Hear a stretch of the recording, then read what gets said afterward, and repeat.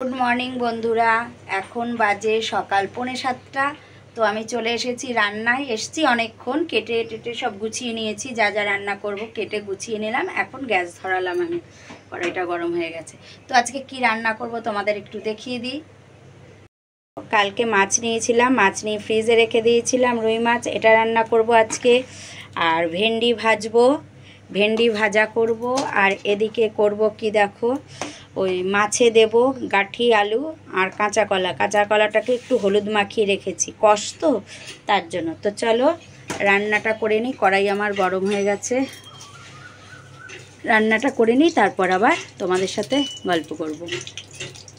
রান্না আমার হয়ে গেছে, এই দেখো মাছের তরকারি হয়ে গেছে। আর এদিকে না মাছের একটু ডিম ছিল, ডিম দিয়ে এই যে 4টে বড়া করেছি, ভেন্ডি ভাজা, আর এই যে লেবু কেটে নিয়েছি। এই আজকে আমাদের রান্না। আমাদের দাদাকে খেতে দিয়ে দিয়েছি ওই যে।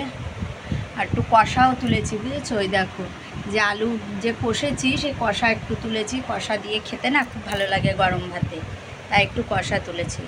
তো চলো খেয়ে নিই।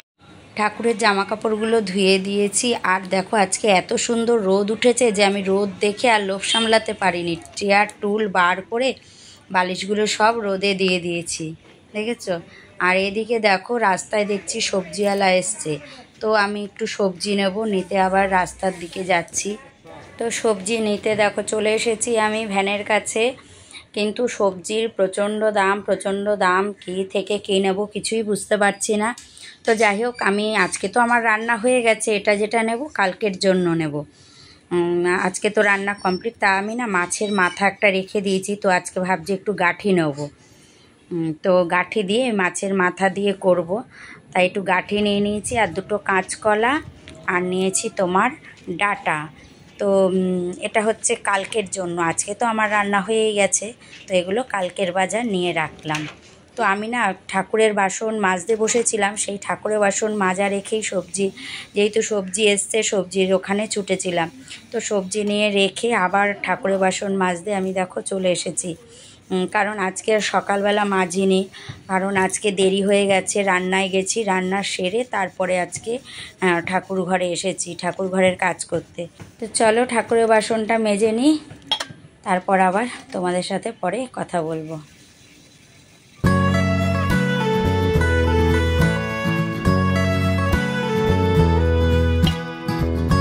ঠাকুরের বাসন মাজা হয়ে গেছে, মেজে এই দেখো এনে মুছে উবুর দিয়ে দিয়েছি।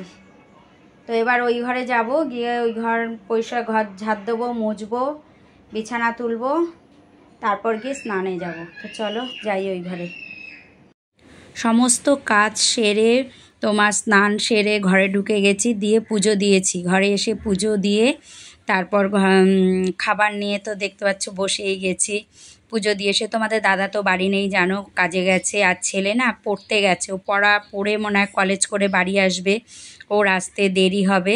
তো আমি এর জন্য, ছেলে যদি ফোন করতো যে মা আমি চলে আসবো, তাহলে পরে খেতাম ছেলে আর আমি একসাথে। ছেলের যেহেতু আসতে দেরি হবে, ও কলেজ করে আসবে, তাই আমি ভাত নিয়ে বসে গেছি খেতে।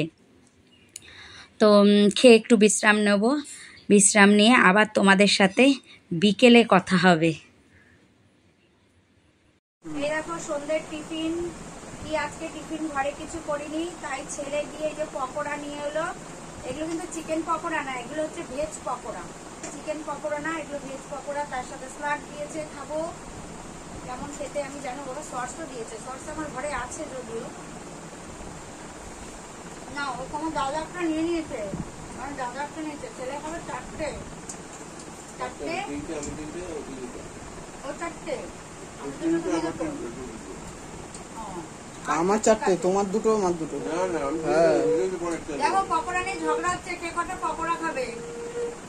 চলো খেয়ে নি, তারপর আবার কথা হবে। দুপুরে বলছি সন্ধ্যাবেলা টিফিন করেছি, তারপর আর তোমাদের সামনে আমি আসিনি। এখন অনেক বাজে, এখন কটা বাজে জানো? এখন বাজে 10:30 বাজে, এখন রাত 10:30। তো আমি রাত্রে ভাত অল্প ছিল, তো আমি দেখো রুটি করেছি, রুটি করে নিয়েছি। ভাত অল্প ছিল, আর যেটুকু লাগবে রুটি করে নিয়েছি। ছেলেকে ঘি চিনি দিয়ে মেখে দিচ্ছি রুটি, ও খাচ্ছে। ওটা খুব ভালো খায়, আর আমি অল্প একটু ভাত খাবো, ভাত আছে অল্প একটু ভাত খাবো। চলো আজকের ভিডিওটা এই পর্যন্তই। তোমরা সবাই ভালো থেকো, সুস্থ থেকো, সবসময় হাসি খুশি থেকো। চলো টাটা।